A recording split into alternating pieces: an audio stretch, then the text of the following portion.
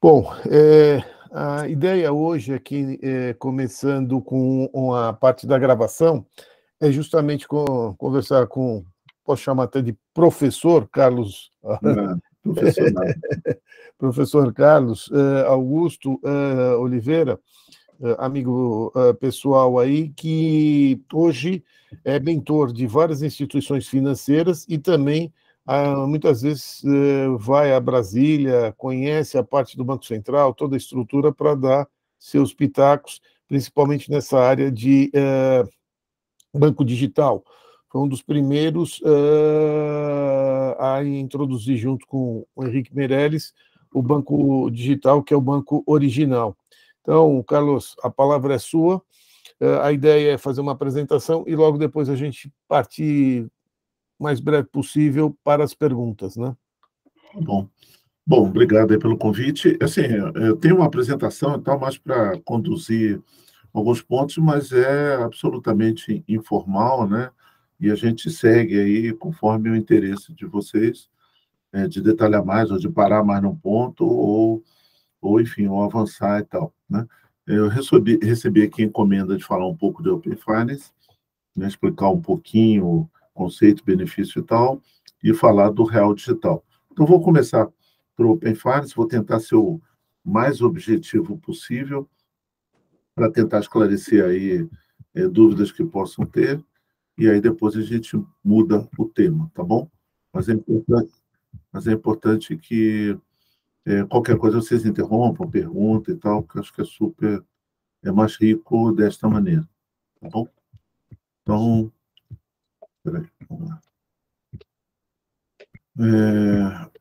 Bom, eu vou pular algumas coisas, porque agora eu entendi um pouquinho mais o interesse específico aqui, tá? Bom, o Open Finance, ele endereça alguns pontos importantes, né? Justamente de liberdade do cliente com relação aos seus dados pessoais, né? Uma coisa é a LGPD, que protege os seus dados, né, de não poder ser usado de forma inadequada.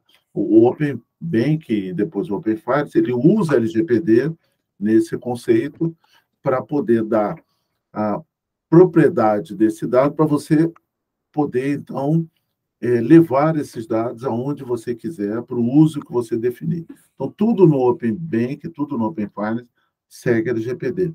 Mas ele é mais do que isso. Além disso, ele padroniza um processo de compartilhamento de dados entre o mercado todo e uma possibilidade de conectar o sistema financeiro de forma geral, né?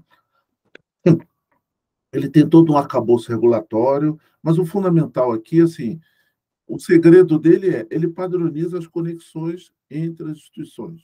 No fundo, o que ele faz é isso, ele padroniza as conexões para poder viabilizar esse transporte de dados de forma segura e regulamenta o consentimento, né? Ou seja, o poder para o cliente para poder autorizar este dado ser transferido de acordo com a sua ordem, no período que ele desejar, para a finalidade que assim determinar, tá bom? Então, tem toda uma regulamentação e tal, mas qual é o benefício? Essa tela tenta, talvez, de uma maneira mais simples, explicar qual é o benefício do Open Banking, começando só no banco. Hoje, se você tem 3 contas em 3 bancos, por exemplo, numa você pegou um crédito imobiliário, noutra você recebe salário, numa terceira a sua esposa, o seu marido recebe o salário lá, ou você pegou um crédito nessa outra instituição que a taxa estava menor, ou você tem um investimento numa corretora, né, que já virou banco e tal. Você tem 3, 4, 5, 6 aplicativos diferentes e que você tem que consultar para saber o saldo. Numa você pode estar devendo, precisa pagar um compromisso, pagar a parcela lá do crédito, noutra você pode ter saldo disponível, noutra você tem investimento que você pode resgatar, e noutra o cartão está vencendo no outro. Enfim, você tem que ficar entrando e saindo para poder tomar as decisões que você tem que tomar. Dificilmente você tem a visão do todo instantaneamente, né? Você tem que fazer levantamentos, e cada um tem seu padrão de navegação, senha, etc. e tal. O uso do Open Bank permite exatamente você integrar tudo isso numa plataforma só. Qual? A que você escolher. Então, pode ser uma das três aqui nesse exemplo, ou pode ser uma quarta, uma fintech ou um banco, enfim, que tenha uma experiência que você acha que é melhor, que consiga, então, concentrar, consolidar e dar visões em que te dê total transparência com relação à sua necessidade. Então, esse é o conceito. Como é que ele faz isso? Você dando um consentimento em cada instituição que você autoriza transferir o seu dado para essa instituição que você escolheu como sua plataforma preferida. Pode ser por um período, pode ser só por uma transação, por exemplo, você quer contratar um crédito e você viu que uma determinada instituição parece ter uma taxa boa ou tem um marketplace de crédito lá, você autoriza a transferir o teu extrato, onde você tem conta, para essa instituição, uma finalidade específica para essa instituição analisar uma proposta de crédito que ela não conseguiria fazer porque ela não tem o seu histórico, né? Ela daria uma taxa ruim ou nem lhe daria crédito. Então, de forma digital, você transfere isto e ela consegue analisar e, por exemplo, você pode receber a proposta. Não gostou da proposta? Você cancela o consentimento e ela não tem mais acesso a esses dados, ela é obrigada a deletar esses dados, inclusive. A mesma coisa, a abertura de conta. Você quer abrir conta numa outra instituição. Você autoriza os seus dados cadastrais a irem para aquela instituição que você quer abrir conta, você não precisa redigitar, mandar novos comprovantes e tal. Então, basta você confirmar que aqueles dados estão atualizados, pronto. Então, essa é a lógica que tem por trás do Open Banking. E, a partir daí, pode ter uma série de coisas, né?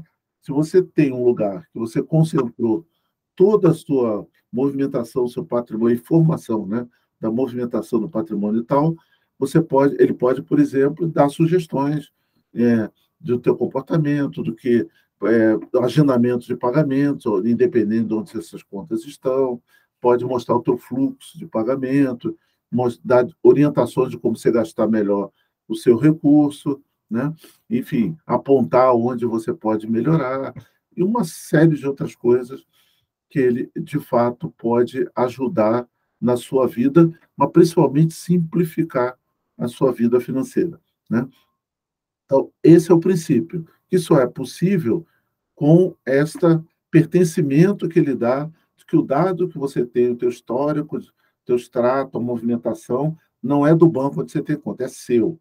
O banco custodia aquilo, ele guarda aquela informação e você tem o direito de pedir que aquela informação viaje para onde você quer, para onde você quiser, para que banco você quiser. Tem uma série de regras por trás disso.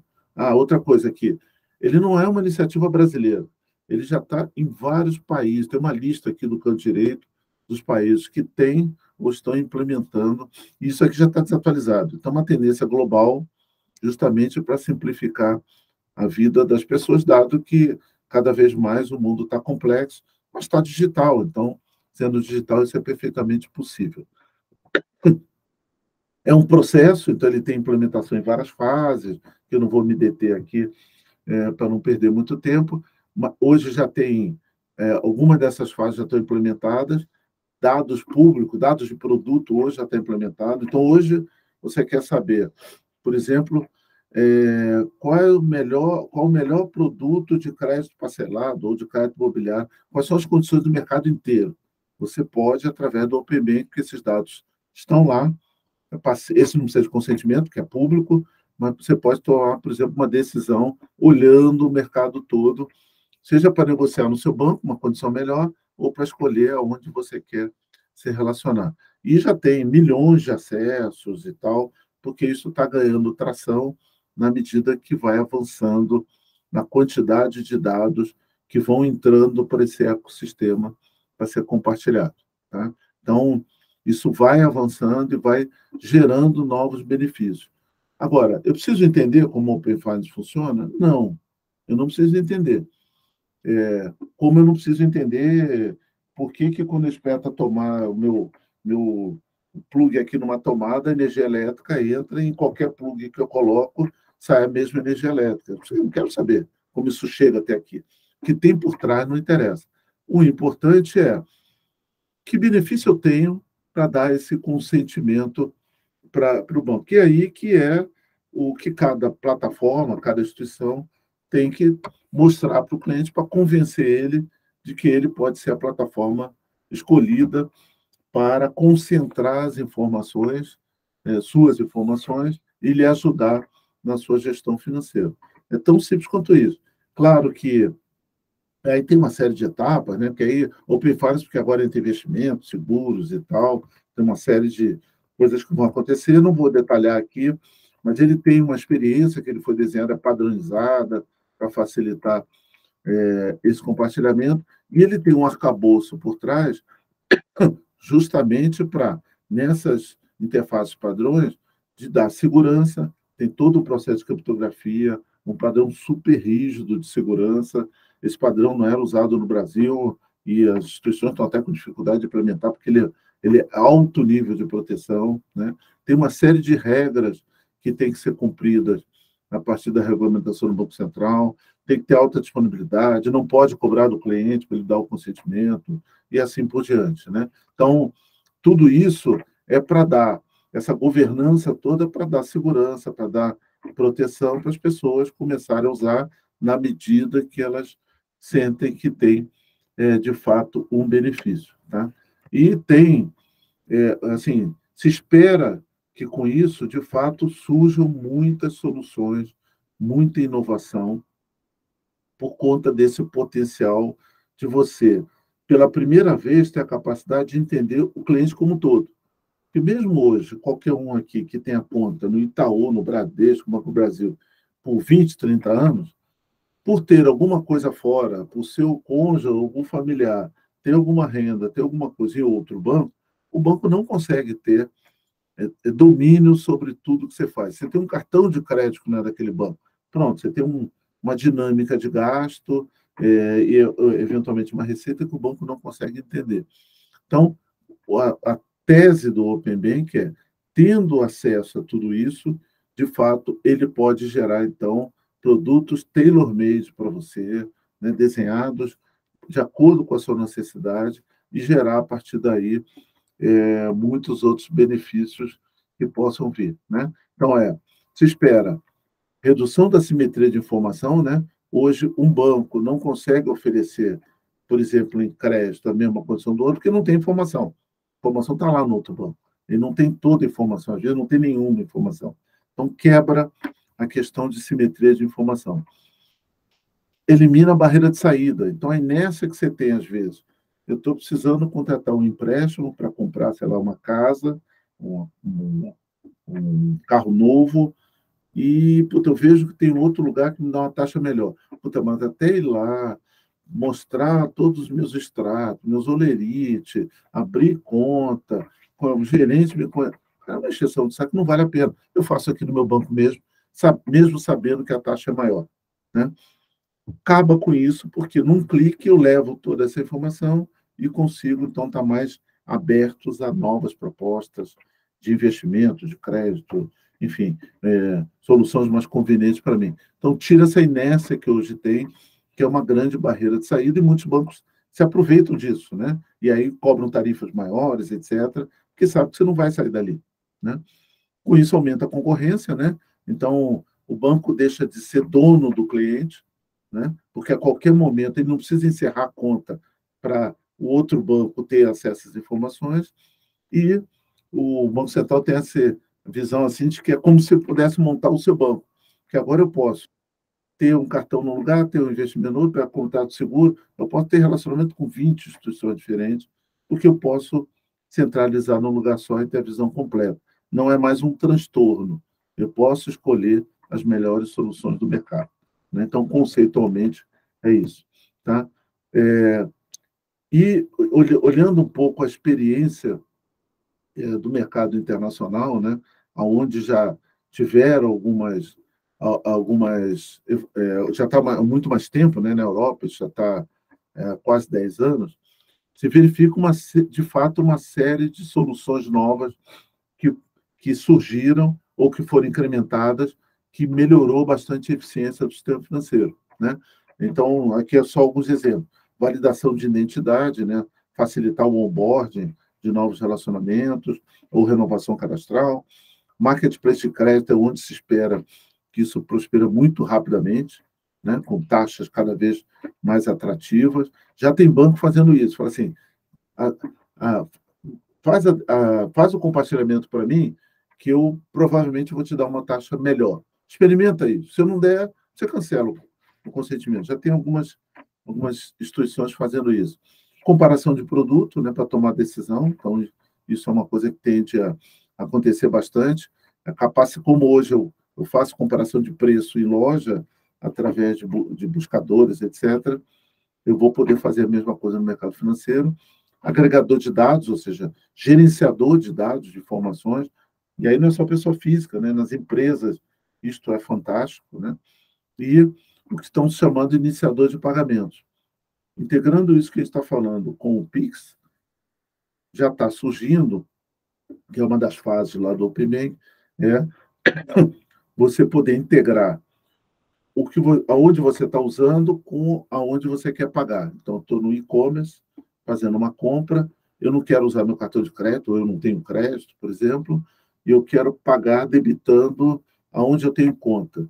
Você, do próprio e-commerce, você vai, com consentimento, você vai acionar e ele vai debitar onde você tem conta. Ou você quer pagar várias contas e não quer entrar em cada uma dessa plataforma, através dessa tecnologia de iniciador de pagamento, você vai poder fazer sem precisar ir em cada uma, com segurança, com padrão, com governança, com todos os controles adequados para poder fazer isso. Tudo para dar conveniência, para dar uma experiência diferenciada.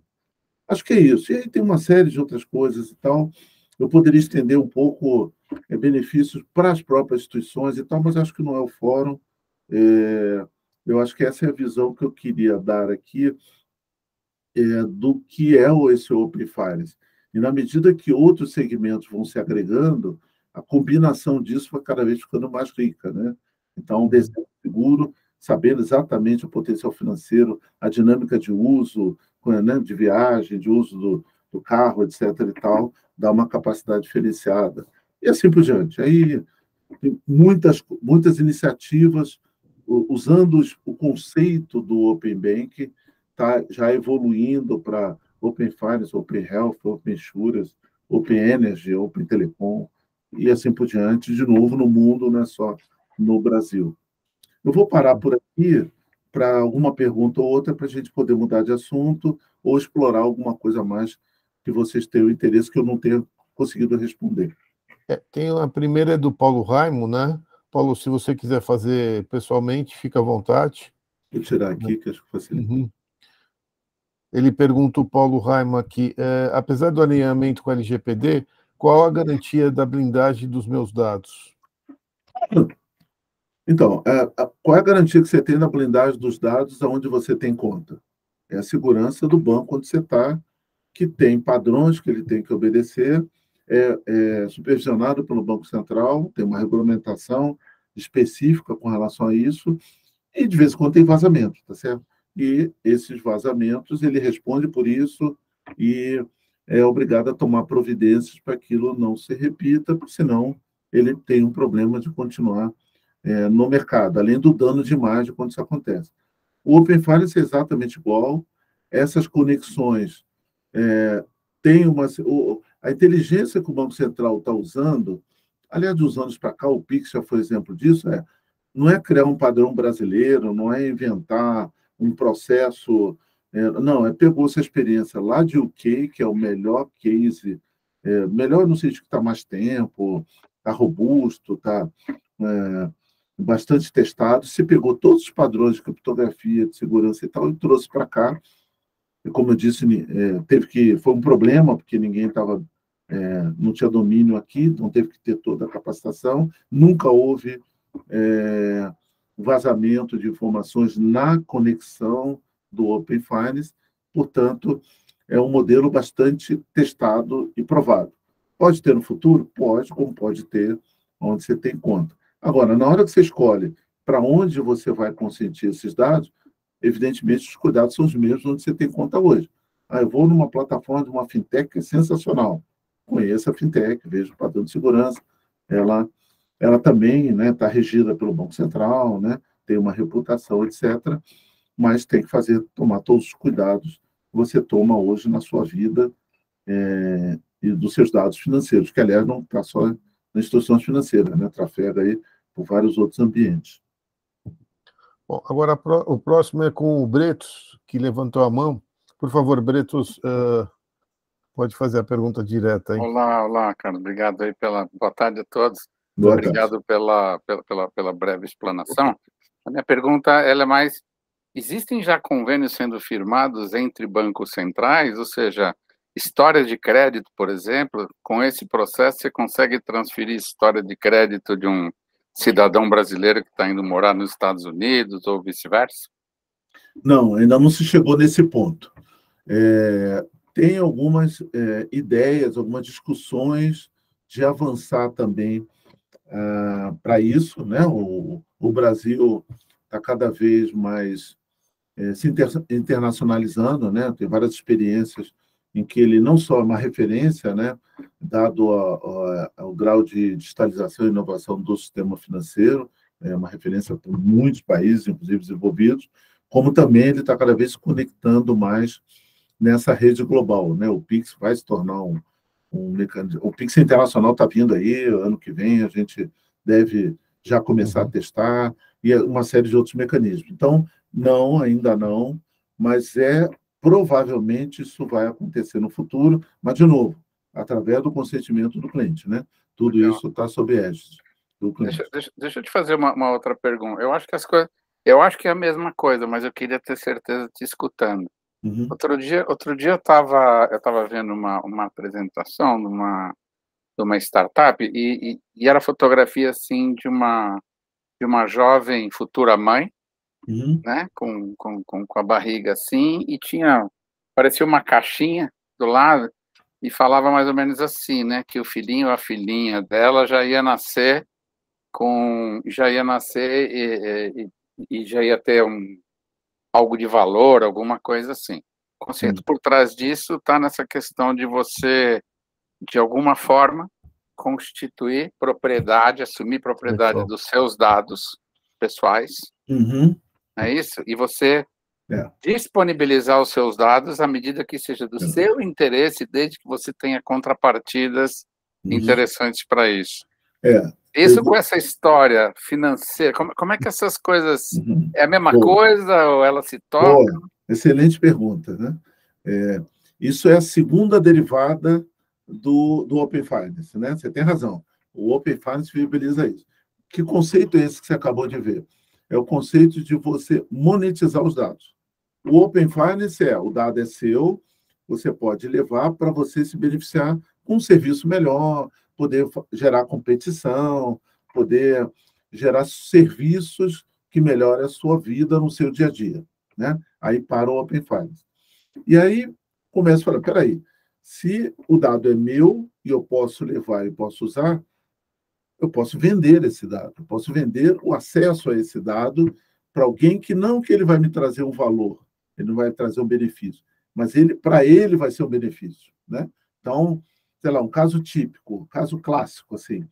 Hoje, muitas pessoas participam de testes de produto, por exemplo, teste de laboratório, de remédio e tal, em que ele tem que passar os dados, né? Além de experimentar lá o remédio e tal, ele entrega os dados justamente para o laboratório poder cruzar e poder correlacionar o resultado daquela experiência com o perfil, né?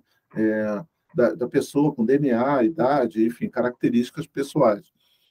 Geralmente, a pessoa não ganha nada com isso. Ele pode passar a vender. Peraí, você quer meu dado? Eu então, preciso receber algo para eu te fornecer. Então, vale nessas duas mãos. Não está exatamente no Open Finance, mas usa o mesmo conceito. Ou seja, eu dou meu dado para você me dar um benefício, banco tal, fintech tal, você vai me dar uma solução melhor, vai melhorar a minha vida, ou eu vou dar meu dado para você usar em benefício próprio, para você se beneficiar. Você vai me pagar, então.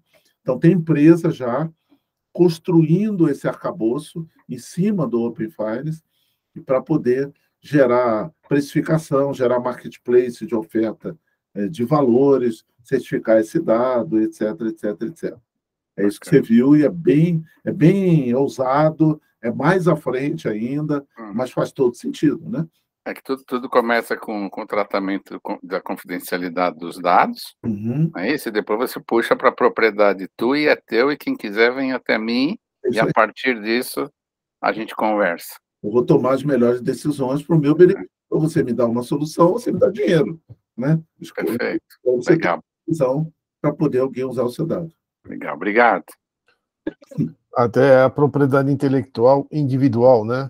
Saiu uma reportagem dessa no Estadão há mais de um ano, falando exatamente que a criança podia, que o Bretos comentou, justamente vender os seus dados e fazer até a sua faculdade com esse dinheiro. É isso aí. Né? Mas precisa toda uma estrutura para isso se viabilizar. Não é trivial. Quando você começa a ver, né, todo o arcabouço que precisa ser construído para isso, é bem complexo. Mas é para lá que a gente está caminhando, não tem a menor dúvida. E é legal, né? E realmente faz sentido, né? E principalmente em health tech, né? Em health, né?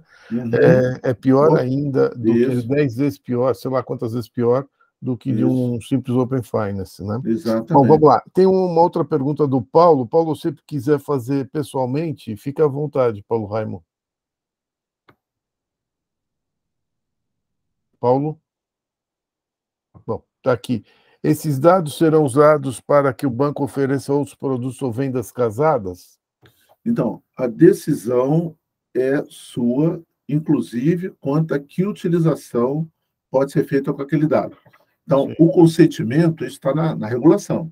O consentimento, ele prevê que dados você está querendo compartilhar, por que período, e aí tem regra de período máximo que aquilo pode ser dado, e a finalidade específica pelo qual esse dado está sendo compartilhado, né?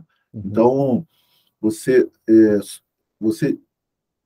estabelece exatamente qual é a finalidade. Então, eu estou dando meus dados para ter uma melhor proposta de crédito.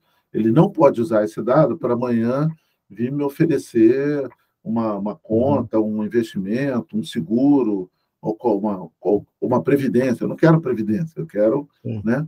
E assim por diante, né? Então, a finalidade é bem clara. E não cumpriu a finalidade, o dado para de ser compartilhado e ele não pode usar mais essa informação.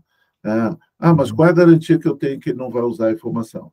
É a mesma que eu tenho hoje, né? Se constatar que aquilo foi usado, feriu o LGPD, né? Porque eu não autorizei ele utilizar essa informação e está sob égide da regulamentação. Perfeito.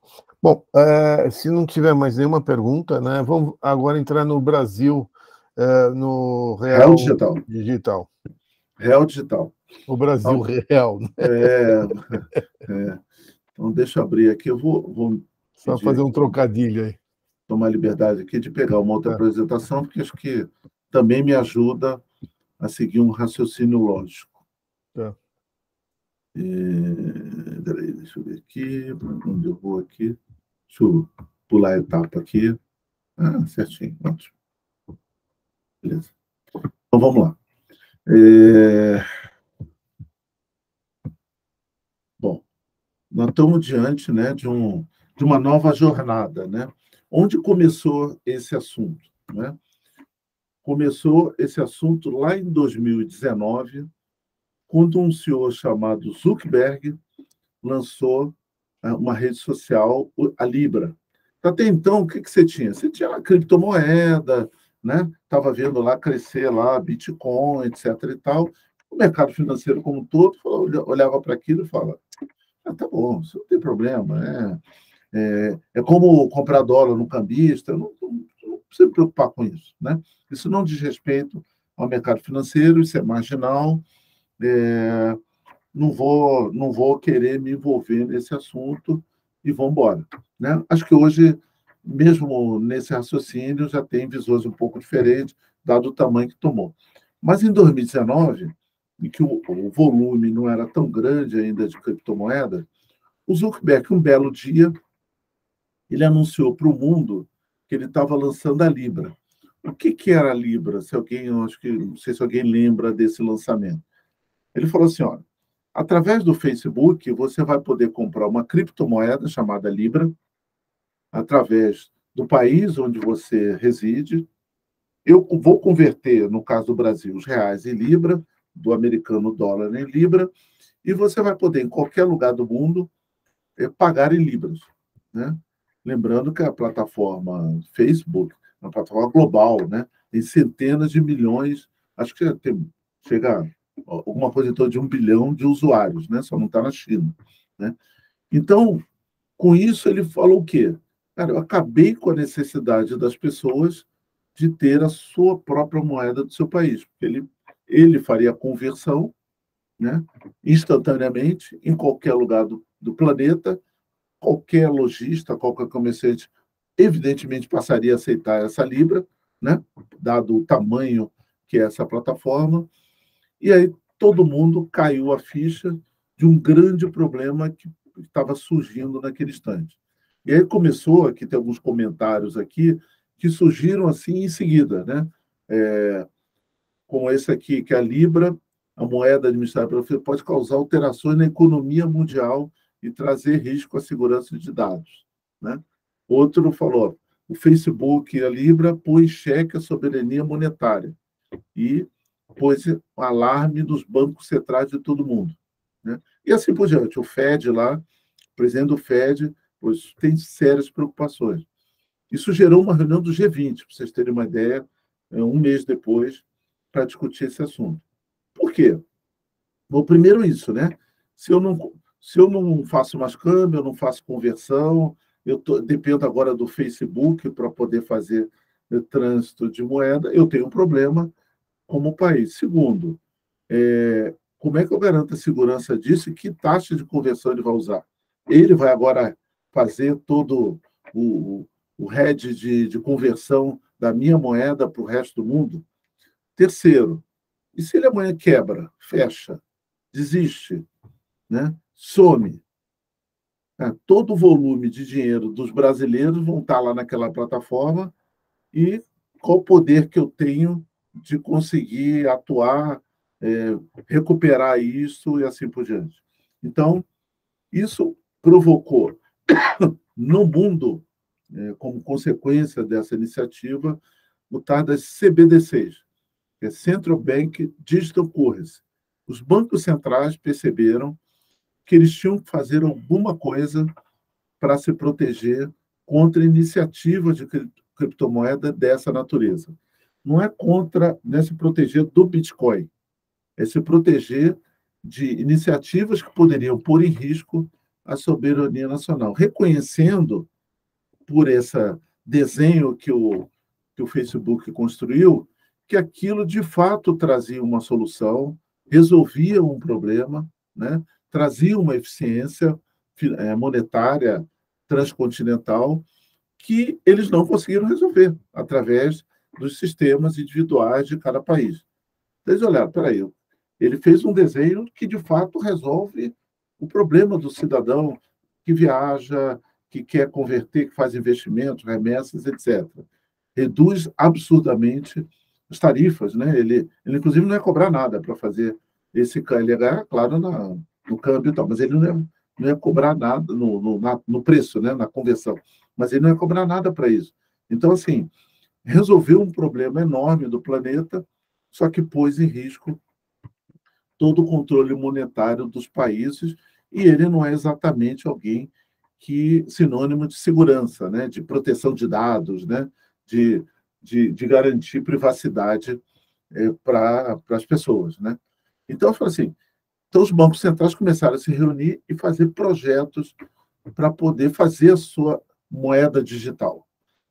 Mas cada país com a sua solução, né? Cada país foi desenvolver o seu projeto. Muitos países, né? E aí nasceu aqui o que nós estamos chamando de real digital. O real digital é o CBDC brasileiro, né? Então, vocês vão ver bastante essa sigla, que é uma sigla usada em muitos fóruns internacionais, que mais de 40 países têm as suas... Alguns estão mais avançados, outros mais atrasados. Alguns países fizeram o CBDC dele para resolver um problema simples, que é como é que eu faço transferências online 24/7, instantâneas, sem problema de risco sistêmico, que garanta a liquidez, a prova lastreado, né? O que a gente chama de LBTR, ou seja, que faz a liquidação em tempo real de reserva bancária. Esse é o grande problema, para não ter um banco que faz uma transferência e não tem reserva para garantir aquilo e quebra no dia seguinte e deixa um buraco aberto em cadeia, né? Porque o outro banco não recebe, aí não tem dinheiro para pagar o outro e assim por diante. Então, tem país que fez para isso, que não é o problema do Brasil, claramente, tá certo? O Brasil já tinha a TED há 20 anos, que já resolvia isso, e agora tem o Pix, né? Então, aqui no Brasil, se fez essa pergunta. Se o Brasil já tem carteira digital integrada, interoperando, né, por todo o sistema, e, portanto, o meio de pagamento já é eletrônico, por que eu preciso de CBDC? Né? Para que eu preciso de uma moeda digital? Nós já temos uma moeda digital. Né? As pessoas já conseguem, através da sua carteira eletrônica no celular, receber de forma digital, pagar de forma digital. Tá certo? Então, para que a CBDC? Foi aí que se abriu o estudo deste real digital para observar o que poderia ter de benefício. Esse voltou nesse modelo que se chama de DeFi. DeFi é Decentralized Finance, né? Finança descentralizada, que é o blockchain, né? Que é o conceito do blockchain. Então, se foi olhar o que essa tecnologia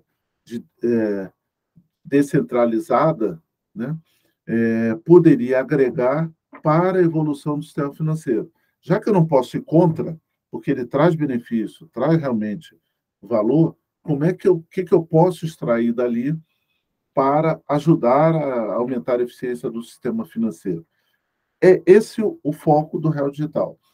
E a resposta que se chegou até agora, porque isso ainda está em andamento, eu posso resolver casos de uso, posso desenvolver novas soluções que melhorem a eficiência atual, principalmente em processos de liquidação, que ainda tem fricção e ainda tem oportunidades para serem trabalhadas. Eu vou dar alguns exemplos aqui que vai ficar muito claro, né? E aí o Banco Central abriu esse projeto, olhando essas oportunidades, que era o objetivo de redução de custos de transação, eliminar intermediários, né? Reduzir a fricção. Esse é o grande benefício dessa tecnologia do blockchain, mas com altíssimo grau de rastreabilidade, né? No blockchain, você não consegue alterar, né, por toda a cadeia de transações, aqueles blocos de transações que viabilizaram e liquidaram aquela operação. Então, isso garante uma rastreabilidade muito grande, uma auditabilidade, né? Ainda que tenha desafios não é uma tecnologia ainda totalmente escalável para enormes volumes, consome muita energia, não tem maturidade ainda aqui no Brasil, mas são problemas que claramente toda a tecnologia tem no início a serem resolvidos, né? E aí o que o Banco Central fez? Bom, eu preciso entender o que podemos resolver. O que vamos fazer? A resposta do Banco Central foi: eu não sei, eu vou perguntar para o mercado. É isso que o Banco Central tem feito nos últimos 10 anos, 15 anos, né? Ele vai no mercado, consulta o mercado, faz audiência pública, faz experiência, e nos últimos 3 anos ele tem feito sandbox, ele abre ambientes de experimentação, além de estar sempre consultando e ouvindo o que o mercado agrega de valor. Nesse caso era mais crítico, porque é algo absolutamente novo. Então ele criou o LIFT, é um laboratório de inovação, inovação financeira e tecnológica, que ele abre para pessoas candidatarem a participar, tanto instituições do mercado ou não, para colocarem propostas para aquilo ser testado. E foi isso que foi feito. Então, esse ano foi feito um lift especial. Todo ano tem esses lifts para casos tradicionais da indústria financeira. Nesse caso, foi um lift de real digital, em que se abriu casos de uso. E aí selecionou 9 casos de uso, teve mais de 50 propostas, e selecionou-se 9 casos de uso, que era, digamos, a capacidade que estava a desenvolver. E aí dá um pouco para ter uma ideia de benefícios que o o real digital, ou seja, essa nova tecnologia blockchain pode dar para o sistema financeiro. De novo, isso não esgota o potencial é gigantesco, mas esses são casos que já foram apresentados e que se enxergou benefício. Eu vou citar alguns deles só para tangibilizar bem. Uma coisa chamada DVP, que é Delivery versus Payment. Ou seja, eu tenho de ativos reais, por exemplo. Então, é um problema clássico que hoje a gente tem no Brasil, né? Tem no mundo, né? Eu quero comprar um ativo real. Quero comprar um automóvel, uma casa, qualquer ativo real. Eu sempre tenho um problema de um paga e o outro entrega. Quem faz primeiro? Eu pago primeiro e acredito que vou receber, ou eu quero receber primeiro e o vendedor acredita que eu vou pagar. Ou eu ponho um terceiro de confiança que faz o clearing, retém o dinheiro e eu pago por isso, e aí demora a fazer a liquidação, tem burocracia envolvida, bota um contrato, bota um despachante, o corretor, que são intermediários que oneram bastante o processo. Mas, no fundo, eu preciso de algo que faça essa garantia, né? Quem nunca comprou um carro usado, teve que ficar na porta do cartório lá, olho no olho, peraí, quem assina? Não, peraí. Então, o DVP resolve isso através do blockchain com o tal dos contratos inteligentes, né, os smart contracts. Ele controla automaticamente o recurso, né, e garante que, se aquilo não for efetivado, aquilo volta automaticamente para o comprador sem ônus nenhum. Automaticamente, não precisa de nenhum outro controle adicional. Outra coisa é o PVP, ou seja, e o case aqui que foi selecionado é justamente transferência internacional. Uma transferência internacional tem várias entidades que participam, que vão recebendo, vai sendo transferido esse pagamento, tem comissões, às vezes tem que splitar, né, para poder efetivar lá no destino final, até porque pode ter vários favorecidos, aquele recurso que você está enviando. De novo, tem controles adicionais, tem etapas, tem lentidão no processo e tal. A tecnologia blockchain consegue controlar isso tudo, você definindo as regras, e ele faz todo esse controle sem precisar colocar intermediário. É isso que vai ser testado, né? Dinheiro programável, isso é uma coisa genial. Assim. Esse case aqui é de atividade rural, financiamento incentivado. Eu estou dando dinheiro para alguém para uma finalidade específica. Ele tem que investir ou tem que comprar determinado produto, né, num certo tempo, porque é esse o mandato que eu dei quando eu transferi aquele dinheiro. Né? Isso em recurso público, né, dinheiro de prefeitura, transferindo da União para o município, é fantástico. Né? Não usou naquela finalidade, não consumiu o recurso naquele tempo, ele não só não permite usar para uma finalidade, como se não usou, o que eu passo que não usou, volta para a origem. Né? Vocês podem pensar também em mesada dos filhos, etc. Pode fazer a mesma coisa, tá certo? Então, tudo isso de forma inteligente, automática e tal. Né? E várias outras coisas. Né?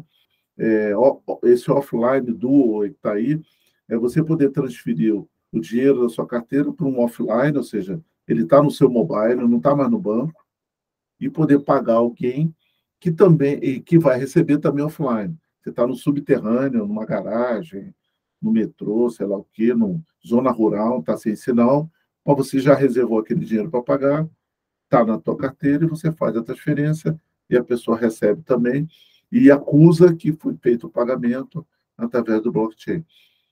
A IoT, né, máquinas começar a comandar de maneira inteligente, enfim, tem uma série de benefícios.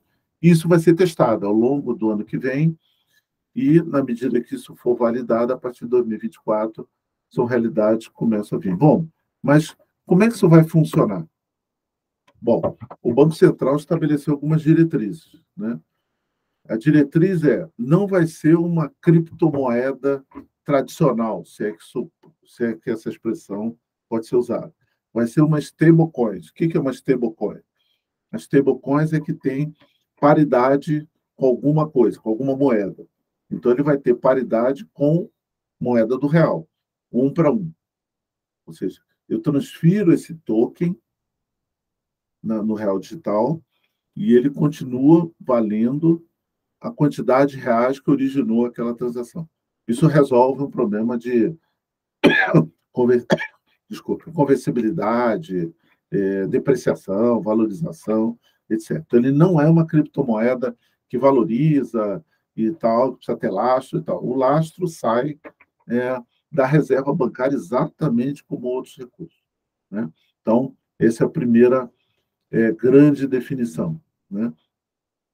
E o conceito que está por trás é o Banco Central, portanto, ele emite, ele controla esse processo todo, esses recursos, né? Então, e ele vai integrar com isso o Pix, com o Open Finance, com todo o ecossistema financeiro, de forma isso ficar absolutamente integrado, né? Então, o que ele está montando é cada vez mais uma camada adicional que vai permitir o uso desta moeda para você poder tokenizar, poder fazer novos recursos. Então, você tem lá hoje o Open Finance, tem Pix, vai ter mais um recurso que, com isso, você vai poder usar de uma maneira integrada. Esse desenho aqui parece complicado e talvez seja um pouquinho, mas ele explica um pouco esses vários controles separados que hoje existem. Não sei quem aqui conhece um pouquinho o conceito de reserva bancária, mas eu vou tentar simplificar. Esse é do Banco Central mesmo, tá? Mas eu fiz questão de trazer para vocês poderem entender a lógica. A setinha branca aqui do lado esquerdo, atacado, é a reserva tradicional que tem, né? Tem aqui reserva, né? A conta reserva e a liquidação, a conta de liquidação. Ou seja, é o dinheiro que o banco tem que fica na conta de reserva, que é monitorada pelo Banco Central. E para poder você utilizar, é isso. Quando você faz uma TED, um Pix, o banco está transferindo reserva dessa conta dele para o banco onde você mandou o Pix, garantindo que tudo tem lastro. É assim que funciona, tá? No Pix, ou seja, depois do horário que fecha a TED, e, portanto, a reserva não funciona mais, foi criado outro conceito de reserva, não mais chamado STR, mas chamado SPI, né? Sistema de Pagamento Instantâneo. O que os bancos fazem? Terminou o horário lá a tesouraria fecha, o mercado fecha, acabou a TED, o banco transfere o quanto ele quiser para essa segunda reserva, e é esse fluxo aqui preto, que o dinheiro está saindo da reserva e indo para pagamento imediato, conta de pagamento imediato é account. E aí todo o dinheiro sai para Pix, que é o fluxo preto. O que o Banco Central está falando é, muito bem, vamos criar uma terceira caixinha chamada Real Digital e que o banco vai poder, da conta reserva dele ou da conta SPI, que é o cinza claro aqui, vai poder transferir esta reserva para essa terceira caixinha. Então, notem bem, quem está transferindo, exemplo de quem transfere hoje do atacado STR para o varejo SPI e agora para o Real Digital, é o próprio banco. Ele apenas informa o Banco Central que tem o controle de reserva. Então, significa o seguinte, vamos pegar aqui um banco qualquer, o Itaú. Eu tenho dinheiro no Itaú, tenho determinado recurso. Eu quero gerar tokens para poder fazer a compra lá do imóvel, para tokenizar, para fazer algum uso no Real Digital. O Itaú vai transferir esse recurso para essa reserva agora convertida em token, não é mais conta, é token, e a partir daí o banco administra este recurso, podendo fazer essas várias aplicações, né? Pode tokenizar, pode fazer o que quiser. E aí tem uma série de regras que estão sendo desenhadas para poder isso funcionar. Então, ele resolve um problema que é, primeiro, está tudo lastreado em reserva bancária, ou seja, não tem dinheiro aparecendo do nada, não tem ninguém fabricando dinheiro, é controle total do sistema do Banco Central. Segundo, ele dá autonomia do banco, dado que ele tem reserva, o banco pode converter e disponibilizar para os seus clientes agora tokens para serem utilizados das diversas aplicações. E deixa o mercado, que é a parte à direita aqui, criar esses casos de uso, que ele vai criar regras mínimas para poderem ser utilizado como moeda digital, né? Então, ele pode, a partir daí, você vai poder tokenizar qualquer ativo, vai poder avançar no conceito de CBDC. O que exatamente é o que está sendo testado, que eu mostrei lá naquele sandbox, né? Mas aqui é como se tivesse, de fato, uma criptomoeda, 1 para 1 com real, e que você pode utilizar para vários tipos de transação. Amanhã você vai poder comprar Bitcoin a partir desse recurso que você tem, vai poder fazer qualquer utilização que faça sentido dentro do mundo DLT através da reserva que já veio da sua própria conta. Então, fica sem fricção, fica integrado com o que você já possui e, portanto, você, na verdade, você nem precisa saber que aquilo é cripto, né? Porque, na verdade, você está transferindo o dinheiro que é seu agora para uma aplicação em blockchain. Tá? No fundo, o que o Banco Central está cada vez fazendo é conectando todas as soluções para gerar benefícios e novas utilizações na medida que isso faça sentido. Então, o Pix está se conectando com o Open Finance, que eu expliquei lá do iniciador de pagamento. O Pix vai se conectar com o FX, fazendo o Pix internacional, e tudo isso vai se conectar com o CBDC de maneira a você poder utilizar de forma adequada, né? Está em discussão qual blockchain exatamente vai se usar, né? Então, tem discussões grandes, mas tem um conceito aqui que certamente, é o que a gente chama de uma rede permissionada, ou seja, fechada, para poder garantir o sigilo das informações. E essa é a grande, talvez, discussão dos sangue azul do blockchain. Eles acham que tem que ser uma rede aberta, que isso é mais eficiente, dá mais autonomia para processar em qualquer lugar e tal, mas claramente vai ter que ser uma rede fechada, uma rede permissionada, porque para proteger os dados, né, que são regidos por sigilo bancário. Então, talvez seja a tecnologia Corda ou alguma coisa assim, não Ethereum, que é o que o pessoal gostaria de utilizar. Mas tudo isso está andando, está em definição, através dessas premissas que eu falei aqui agora há pouco. Tá? Então, é isso. Bom, aqui fala algumas outras coisas, acho que não vale a pena. Eu vou dar uma parada aqui também para ver, enfim, responder perguntas e talvez descer em algum nível de detalhe que vocês queiram sobre esse assunto. Lembrando que tem muita coisa ainda a definir. Uhum. Eu queria só agradecer aí, Carlos, muito legal, aprendendo muito aí contigo. Isso tudo é um mundo que a gente que não está envolvido com ele aí, não consegue ter muita clareza. Eu queria te agradecer muito. Eu tenho que sair agora para entrar numa reunião de conselho. Claro. Mas queria te agradecer muito por compartilhar esse conhecimento todo com a gente aí, tá? É um mundo novo, estamos todos aprendendo, na verdade. Estou à disposição, trocar é muito legal. Excelente, obrigado. Muito obrigado. Valeu aí, Eide. Obrigado, Bretos. Valeu. Tá bom. Tchau. Carlos, uma pergunta que eu tenho. Para mim, fica claro algumas utilizações. Uhum. Eu sou mais pela utilização, pela prática, né? Então, por exemplo, se eu for viajar futuramente, tenho lá o real digital.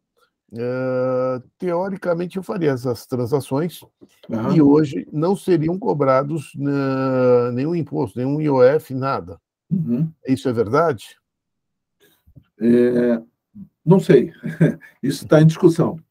A tendência, cada vez mais, você vai realmente ter... A gente está caminhando para ter conversibilidade, né? Em que isso começa... Toda essa política de tributação que a gente tem começa a ser questionada. Mas isso ainda não tem uma solução clara, né? Hoje, utilizando usando uma criptomoeda, claramente você foge de tudo isso. Né? Isso, Claramente. Né? E já isso. tem desenhos em que o pessoal está utilizando exatamente com essa finalidade.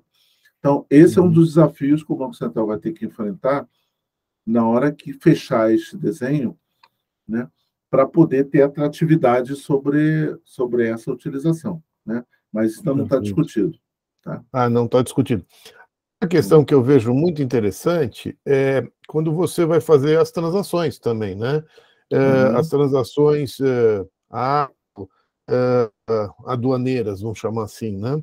Então, o que eu acho que vai simplificar muito é não ter escritórios para fazer conversão, para Isso. fazer toda a tributação. Então, esses custos devem reduzir Esses bem. devem desaparecer. Sim.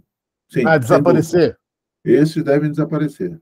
Assim, os custos intermediários de despachante, né, de burocracia, Sim, esses vão ser isso. digitalizados muito rapidamente. Né? E mais tributos Isso, ali, porque são cobrados muita coisa na hora do despacho, na hora do desembaraço, né? E tem tributação em cima disso. Quer dizer, eu praticamente zero financeiramente isso daí. Quer dizer, se eu vender um produto, se eu for comprar um produto lá na China de 100 unidades monetárias, eu vou pagar 100 unidades monetárias aqui no Brasil e nada mais. Tem a discussão do imposto de importação, né, que não está ligado às atividades ligadas às atividades de formalização, de despachante, aduaneiros e tal. Essa questão do imposto de importação, em princípio, está fora dessa discussão, porque aí é política governamental. Né? É que eu falo, se você vai comprar, lá tem os impostos de importação, aqui talvez tenha também, né? E só. Agora, todo o resto da tributação é jogado praticamente a zero. Né? Um trabalho que está sendo feito em paralelo é justamente revisitar toda a regulamentação de câmbio. Né? Já tem um marco legal aprovado no Banco Central, no Congresso, né? O marco foi aprovado. Esse marco é importante porque ele dá poderes do Banco Central rever a regulamentação, coisa que ele não tinha alçada para isso. Né? E aí o Banco Central está fazendo várias consultas públicas, capítulo por capítulo da longa regulamentação. O objetivo é o mesmo, é simplificar, tornando possível digitalizar esses processos, tornar mais eficiência, eliminar controles e, consequentemente, reduzir custos. Um outro conceito que eu tive com relação a isso foi, por exemplo, desculpa estar fazendo um monte de pergunta aí, mas a ideia é o seguinte: eu tenho o real digital, tá? Vamos supor que eu fosse para, estou dando exemplo, só exemplo, tá? Vou lá para a Argentina e a desvalorização é muito rápida. Eu não sei como que poderia ficar um peso argentino com uma desvalorização muito forte. Você está entendendo? Ou uma valorização também muito forte. Então, o que eu vejo para a moeda digital, ela tem que ter ela não pode ser tão volátil. Eu imagino isso. Estou correto ou não? Não, sim, mas aí depende um pouco das condições do próprio país, né? Política fiscal do país. Né? O que se tentou fazer no real digital é justamente não interferir nesse ponto. Né? Não vai interferir. Não vai interferir. Né? Justamente porque nenhum país quer abrir mão de ter soberania para valorizar ou desvalorizar, enfim, para atuar no câmbio de maneira a fazer as correções e ajustes necessários para equilibrar lá a sua balança de pagamentos, né? E sua questão fiscal. Então, se fugiu disso, porque esse é talvez o grande problema que afetaria bastante a capacidade do governo reagir frente a situações de comércio exterior e que ele precisa, de alguma maneira, atuar fortemente. Né?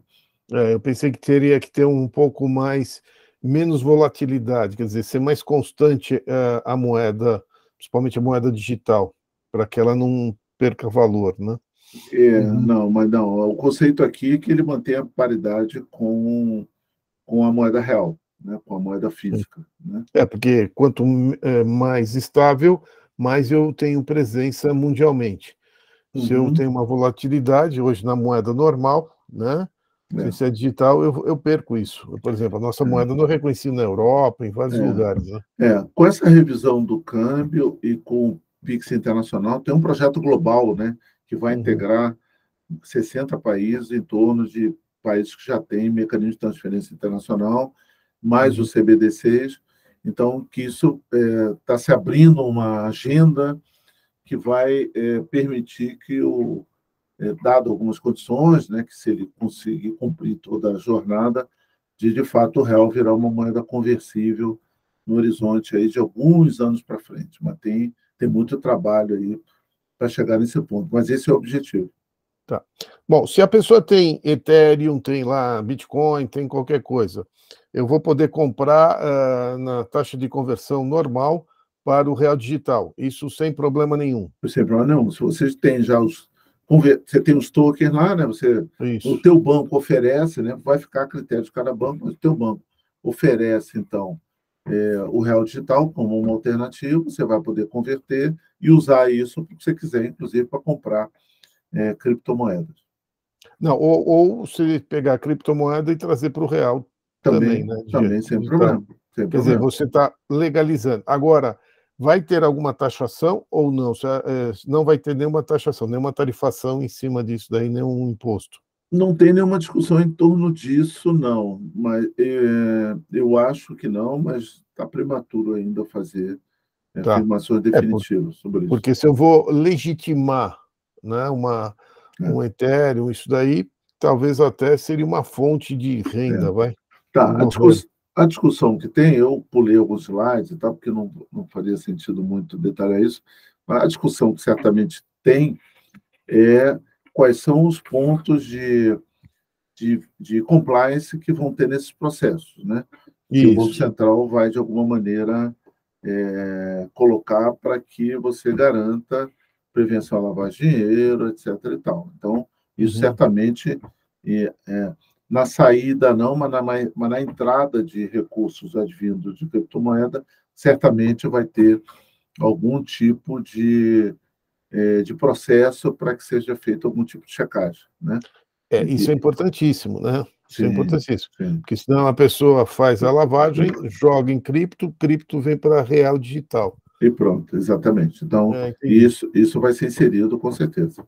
Tá, e provavelmente o Banco Central vai ter que rastrear esse processo.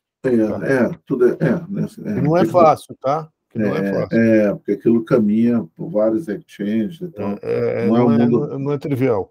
Não é muito tranquilo, não. Mas tem muito caminho pela frente, é um assunto que vai durar aí pelo menos 2 anos ainda de projeto, em que essas coisas vão ficando mais claras, né? Agora, a verdade é que o mercado também já está se mexendo, né? Então, já tem coisa acontecendo independente disso. Sim. Né? Isso é verdade. Só uma última pergunta aí. O que você recomenda aí que pode acontecer aí interessante, que eu tenho discutido muito aí com você, tá? Sobre a tokenização para ajudar essas startups.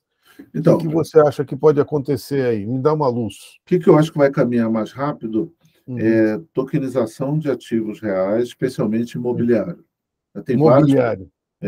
Eu dou mentoria já a pedido lá do LIFT, né, do Banco Central, dou mentoria para 2 startups, já tem um projeto grande que já me chamaram para ajudar, né, de alguma maneira, e eu conheço uns 3 ou 4 de amigos meus que estão de algum viabilizando. Então, a sensação que eu tenho é que isso realmente está ganhando uma força grande, isso vai acelerar bastante, porque tem muitos benefícios, né? Sim. Da liquidez, né? Você consegue pulverizar bastante, né? E com isso ampliar bastante o mercado, né? Para você acessar esse investimento, se simplifica bastante a operação, né? Não é viável você fazer isso a não ser através de tokenização, né? E dá uma agilidade sem deixar de ter toda a rastreabilidade de posse, de transferência e tal. tem desafios a serem superados, né? Principalmente Porque, assim, a questão é a conexão do mundo real com esse mundo digital, né? Ou seja, assim, eu estou falando de imóvel, mas tem projetos também de agro lá, tokenização de sábio, de boi, de vários ativos de maneira geral. O desafio é como é que eu garanto a vinculação do lastro físico real daquele bem com o que está sendo tokenizado, para justamente evitar que aquele ativo não seja comercializado fora desse mundo digital, né? Então, esse é o desafio que tem várias discussões sobre isso, imóvel, automóvel e agro, para como é que você amarra, porque se você não travar a disponibilidade daquele bem, ele vai continuar sendo comercializado no mundo físico, a despeito de já ter sido tokenizado nesse mundo digital, né? Entendi. Então, esse é o desafio que tem, e tem, enfim, tem várias discussões, alguns instrumentos entre o lógico e o real. Tem alguns instrumentos que estão sendo criados e tal, para poder contornar isso, né? Senão você supervaloriza. A outra questão que seria interessante depois, a gente abrir uma discussão sobre venture capital nessa parte de tokenização. Tem muita gente entrando em tokenização do equity. Sim. Tá? Como você vê isso daí? É um assunto que eu não parei para olhar, não. Então, eu não consigo dar uma opinião, não. Eu não me envolvo muito nisso, não. Então, eu não consigo. O que eu estou vendo é algumas startups que são, na verdade, de infraestrutura de tokenização, né? Tem startups fazendo tokenização, então eu mencionei que tem duas que eu estou dando mentoria, mas eu tenho startups agora que eles... aquele negócio, né? A corrida do ouro, ele vende par, né? Ele não quer ficar procurando ouro, né? Então, ele vende a infraestrutura para quem quiser tokenizar ou quem quiser lançar a sua moeda, né? Que, no fundo, é o token, né? Quer lançar a sua moeda para o seu ecossistema, né? Então, tem umas startups bem interessantes ligadas a ele. Tem uma até que talvez eu vá levar lá para a Bossa Nova, que a gente olhou e gostou muito. Tá. Tá bom? Perfeito. Tem a Bitcoin, né? O mercado Bitcoin aí, que está também já fazendo algumas tokenizações, né? Eles são grandes, estão fazendo muita coisa, né? Muita coisa legal. Tem a Leak, né, que está começando também a ficar grande. Isso, exatamente. Bom, o problema é que, dependendo como você tokeniza, você corre no risco CVM, né? Você cai em CVM. Então, tem aí alguns detalhes aí que tem que ser, porque se for classificado com valor mobiliário, você cai na CVM, e aí não tem regulação ainda lá, e a CVM está tendendo a segurar um pouquinho, mas enfim. Ok? Bom, Carlos, muito obrigado. Paulo e Paulo César, né? Muito obrigado aí, ficar até o final. Obrigado aí, Carlos. Valeu. Obrigado. Eu que tenho que agradecer. Como o Brento disse, foi bastante ilustrativo. Legal. De entender esse mundo que eu acho um mundo meio maluco, né? Que eu estou começando a entender ele um pouco melhor. Obrigado, viu, Hugo? Muito obrigado mesmo. Legal, e vamos conversando, todo mundo está aprendendo, vai acontecer muita coisa ainda.